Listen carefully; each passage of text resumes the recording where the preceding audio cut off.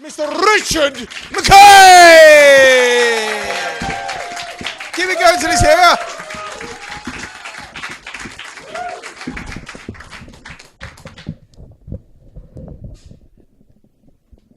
They say if you're nervous on stage, you should picture the audience naked. And I've done that now. And my nerves are gone, but I feel physically sick.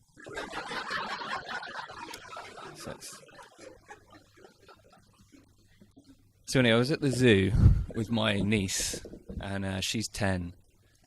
And she said to me, "Uncle Dickie." She calls me Uncle Dickie. It's fine. It's definitely fine. "Uncle Dickie, what do you know about war?" At the zoo. And I said, well, what do you want to know? She said, we're doing about World War I and II at school. And I thought, well, compared to this 10-year-old, I mean, I'd probably know quite a lot. So I said, oh, yeah, I know quite a lot. I mean, I said, what do you want to know? And she said in quite a sort of camp voice, everything. Not really giving the subject the respect it deserves. So I said, well, the main thing you need to know about war is that it's very, very, very sad. It's probably the worst thing there is. It's very sad for everyone involved. It's very, very sad. She just stopped asking about it, just ran away, saw like a duck or something.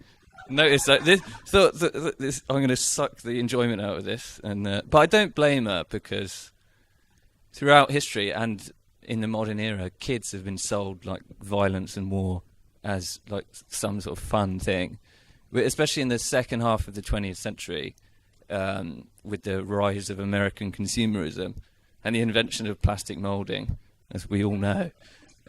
Kids now, I mean, kids fun, isn't it? War and action men and stuff like that. The bigger the gun, the better.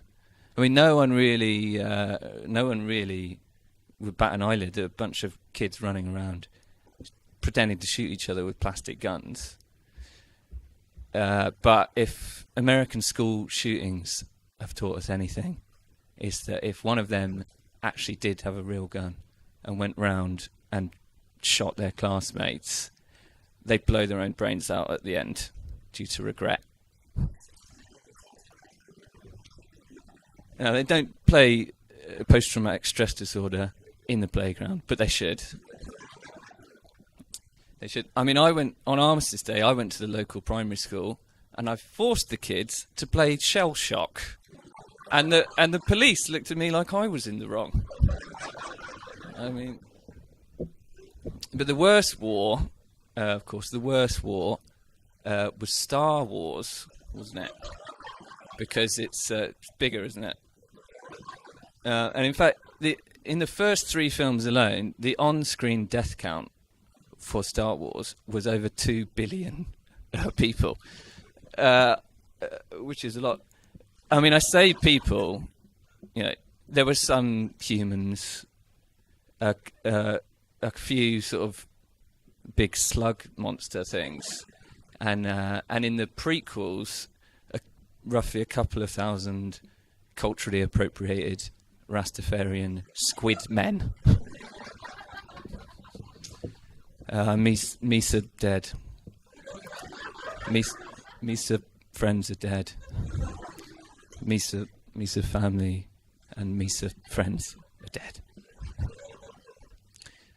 I mean, that was a joke about Jar Jar Binks. Maybe 15 years out of date, but he still haunts me to this day. Anyway, the other day I was talking to my mum. I said, "Mum, where's the tin opener?" And she said, "It's his day off." And I said, "Yeah." I said, "Yeah, I mean the actual physical object." And she said, "Yes, so do I." And I said, "Are you mental?" And she said, "Yes, I've gone mental." And it was around that time that we had realised that my mum was mental.